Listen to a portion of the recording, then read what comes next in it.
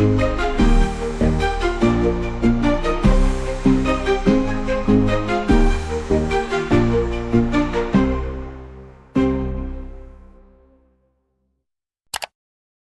Tag, liebe Zuhörerinnen und Zuhörer. Herzlich willkommen zu unserer heutigen Sendung. Wir sprechen über ein Thema, das für unsere Gesellschaft von großer Bedeutung ist: das freiwillige Engagement. Viele Menschen engagieren sich in ihrer Freizeit ehrenamtlich, sei es in sozialen Projekten, im Umweltschutz oder in der Nachbarschaftshilfe. Doch warum entscheiden sich Menschen dazu, ihre Zeit und Energie in unbezahlte Arbeit zu investieren? Welche Vor- und Nachteile hat dieses Engagement? Und wie könnte man es noch besser unterstützen? Dazu habe ich heute zwei Experten eingeladen. Zum einen Frau Dr. Müller, Soziologin an der Universität Freiburg, die sich intensiv mit dem gesellschaftlichen Nutzen von freiwilliger Arbeit beschäftigt. Herzlich willkommen. Vielen Dank für die Einladung. Ich freue mich, dabei zu sein. Außerdem begrüße ich Herrn Weber, der selbst seit vielen Jahren ehrenamtlich in verschiedenen Organisationen tätig ist. Willkommen, Herr Weber. Danke, ich freue mich auf das Gespräch.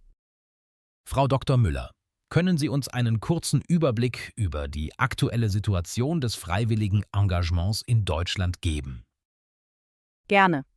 Laut aktuellen Studien engagieren sich rund 40% der Deutschen ehrenamtlich. Besonders beliebt sind soziale Dienste, Sportvereine und der Umweltbereich. Interessant ist, dass vor allem junge Menschen und Rentner sehr aktiv sind. Ein Grund dafür ist, dass junge Menschen Erfahrungen sammeln möchten, während ältere Menschen soziale Kontakte suchen und ihre Zeit sinnvoll nutzen wollen. Zudem gibt es regionale Unterschiede. In städtischen Gebieten konzentriert sich das Engagement oft auf soziale Projekte, während es in ländlichen Regionen oft um Vereinsarbeit geht. Das klingt vielversprechend, Herr Weber. Sie sind selbst ehrenamtlich aktiv. Welche Erfahrungen haben Sie gemacht? Ich engagiere mich seit 10 Jahren in einer Organisation, die Obdachlose unterstützt. Was mich besonders motiviert, ist der direkte Kontakt mit den Menschen. Es ist sehr erfüllend, anderen helfen zu können. Zudem lernt man viel dazu und entwickelt sich persönlich weiter. Allerdings gibt es auch Herausforderungen, zum Beispiel den Zeitaufwand oder die finanzielle Belastung für kleinere Organisationen.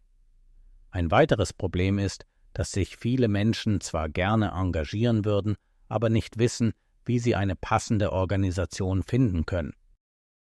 Das sind wichtige Punkte. Frau Dr. Müller, welche gesellschaftlichen Vorteile sehen Sie in freiwilligem Engagement? Freiwillige Arbeit stärkt das soziale Miteinander.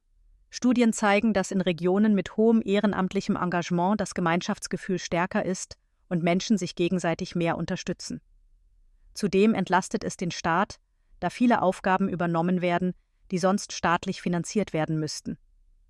Darüber hinaus verbessert freiwilliges Engagement die Lebensqualität der Beteiligten, da viele Ehrenamtliche eine erhöhte Zufriedenheit und ein größeres Zugehörigkeitsgefühl verspüren. Neben den Vorteilen gibt es aber auch Schwierigkeiten, oder? Was sind einige der größten Herausforderungen für freiwillige Helfer? Ja, definitiv. Eine große Herausforderung ist die Vereinbarkeit von Ehrenamt und Beruf.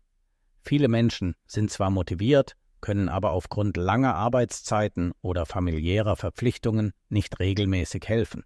Zudem gibt es das Problem der Bürokratie. In manchen Bereichen sind viele Formalitäten nötig, bevor man überhaupt aktiv werden kann, etwa bei der Arbeit mit Kindern oder Geflüchteten. Diese Hürden schrecken viele ab. Auch die emotionale Belastung kann nicht unterschätzt werden. Wer beispielsweise in der Obdachlosenhilfe arbeitet, kommt oft mit schweren Schicksalen in Kontakt, was langfristig belastend sein kann.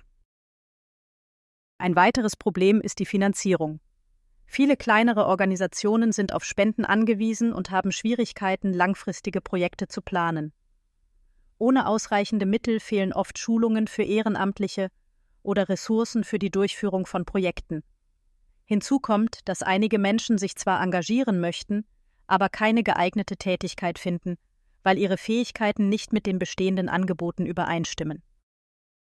Herr Weber, Sie sprachen von Herausforderungen. Gibt es Lösungen, um mehr Menschen für das Ehrenamt zu gewinnen?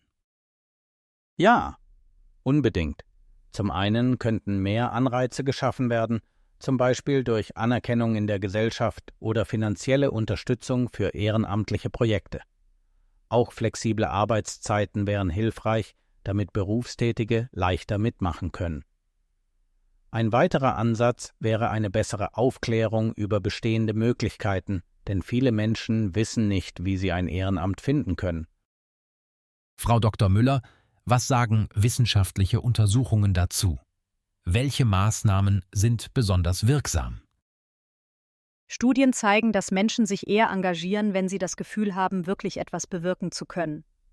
Deshalb sind klare Strukturen und gute Schulungen wichtig. Außerdem fördern Unternehmen, die ehrenamtliches Engagement unterstützen, die Motivation ihrer Mitarbeitenden. Besonders wirksam ist es, Ehrenamt in Bildungseinrichtungen zu integrieren. Schüler und Studierende, die früh Erfahrungen im Ehrenamt sammeln, bleiben oft langfristig engagiert. Zum Schluss, welche konkreten Tipps haben Sie für unsere Zuhörerinnen und Zuhörer, die sich freiwillig engagieren möchten? Mein Rat ist, sich ein Thema zu suchen, das einem am Herzen liegt und klein anzufangen. Viele Organisationen bieten Schnuppertage an, bei denen man erst einmal ausprobieren kann, ob es passt. Auch Online-Plattformen können hilfreich sein, um passende Ehrenamtsprojekte in der eigenen Umgebung zu finden. Dem kann ich nur zustimmen. Zudem sollte man sich nicht scheuen, nach Unterstützung zu fragen oder sich weiterzubilden. Wer gut vorbereitet ist, kann mehr bewirken. Und es lohnt sich, mit anderen Ehrenamtlichen in den Austausch zu gehen, um sich gegenseitig zu motivieren. Vielen Dank für diese wertvollen Einblicke. Das war eine sehr interessante Diskussion. Ich hoffe, dass viele unserer Zuhörer inspiriert wurden, sich selbst zu engagieren. Vielen Dank, Frau Dr. Müller und Herr Weber, für Ihre Zeit. Danke, es war mir eine Freude. Danke ebenfalls. Es war ein angenehmes Gespräch. Und damit verabschieden wir uns. Bleiben Sie engagiert und bis zum nächsten Mal.